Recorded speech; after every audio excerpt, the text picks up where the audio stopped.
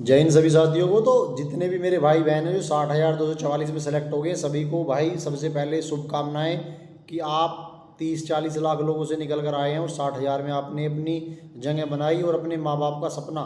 देखो, बहुत सारे लोग कहते हैं, अगर वीडियो डालते हैं कि भाई कांस्टेबल की तो जॉब है इतनी बड़ी बात, लेकिन गांव समाज में आप पता कीजिए कांस्टेबल की जॉब भी एक बड़ी जॉब है। जो व्यक्ति गरीब फैमिली से निकल कर आता है, ग्रामीण परिक्षेत्र से निकल कर आता है, तो सरकारी नौकरी अचीव करना उसके लिए एक बहुत बड़ा टारगेट है। आप इस बात को समझ लीजिए कि आपने बहुत अच्छा काम किया है, लेकिन उड़ना नहीं है, इस बात को ध्यान दीजिए। अब बता रहा हूँ कि भाई जेटीसी के बारे में, कि जेटीसी में पहला दिन किस तरीके से आपका होगा। पहला दिन आपका जेटीसी में किस तरीके से होगा, देखो 17 तारीख को सभी अपने जेटीसी सेंटर पर पहुंच जाएंगे। 17 तारीख 17 जून को सभी अपने जेटीसी सेंटर पर पहुंच जाएंगे। मान लो आप अपने जेटीसी सेंटर पे सुबह 10 बजे, सुबह 11 बजे या 12 बजे तक आप अपने जेटीसी सेंटर पर पहुंच गए अपना सामान लेकर। बात समझ में आ गई। आप वहाँ जाएंगे तो आईटीआई पीटीआई आपको मिलेंगे।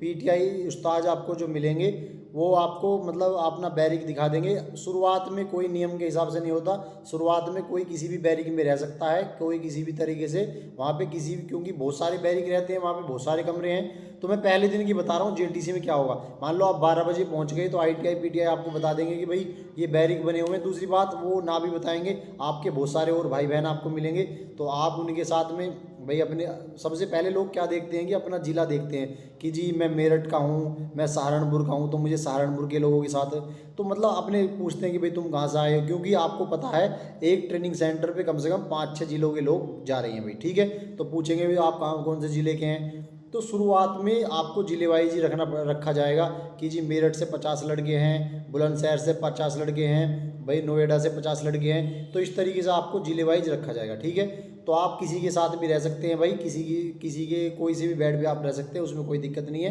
बेड अपना आराम से वहाँ पे थोड़ा सा बेड अपना व्यवस्थित सा करा, उस पर अपना कपड़ा बिछाया, मच्छरदानी लगाई, अपना सामान उस बेड के नीचे रखा, आराम से फिट हो गए।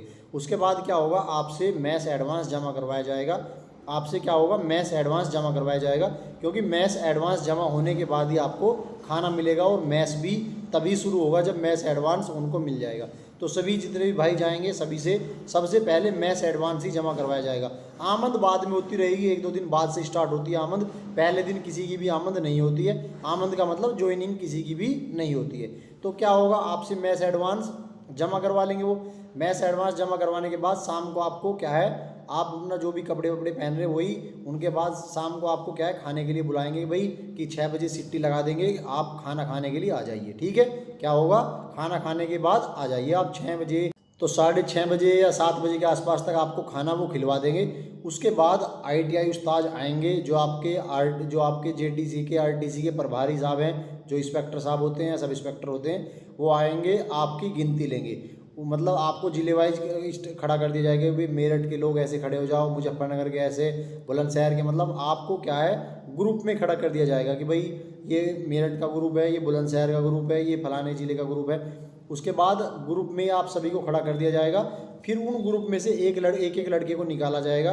उन लड़कों से कहा जाएगा कि भाई आप लिस्ट बना लो कि कितने आपके ज़िले से कितने लड़के आ चुके हैं, सभी का नाम लिख लो, सब चीज़ें। तो फिर ऐसे ही होगा, आपका नाम वाम लिखवा लिया जाएगा, ठीक है। अगले दिन फिर उसके बाद आपकी काउंटिंग करके कि जी इतने लड़के इस ज़िले से आए हैं, इतने लड़के इस ज़िले से आए हैं। उसके बाद आपकी काउंटिंग करके आपको सोने के लिए भेज दिया जाएगा, ठीक है। वो कहेंगे कि भाई आपको अब बिना परमिशन के बाहर नहीं जाना है, क्योंकि आप देखो जो लड़के ट्रेनिंग जेटीसी सेंटर पे जा रहे हैं वो उनका ज़िला तो कुछ है नहीं, तो उनको जानकारी भी नहीं होती है। तो नए लड़कों के साथ थोड़ी प्रॉब्लम हो जाती है बाहर, तो इतनी क्योंकि जानकारी होती नहीं है, तो उनसे कहा जाता है कि भाई कोई भी, पहली बात तो अकेला बाहर ना जाए, दूसरी बात किसी को बताए बिना, आप अपने उस्ताद को बताए बिना कहीं भी नहीं जाएंगे, क्योंकि आपके घर पे आपके माता पिता आपके अभिभावक हैं, और ट्रेनिंग सेंटर पे उस्ताद आपके अभिभावक हैं, वही आपकी हर तरह की जिम्मेवारी उठाते हैं, आपको हर तरीके से वो ख्याल रखते हैं। बात समझ में आ गई।